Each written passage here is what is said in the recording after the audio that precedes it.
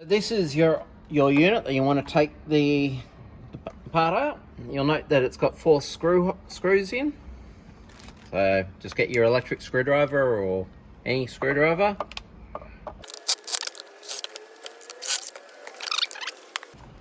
This is the new unit, so when you get it, just make sure that this is tight, because sometimes it does vibrate loose in transit, so just make sure that's tight.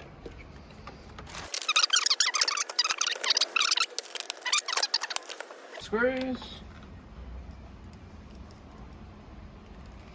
And when you're putting the screws in, make sure you don't over tighten them.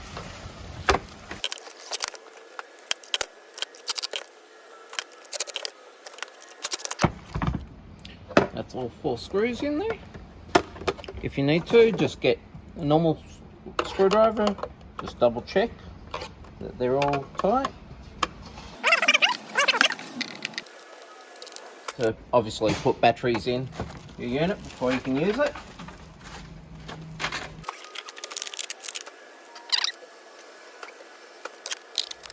Yeah.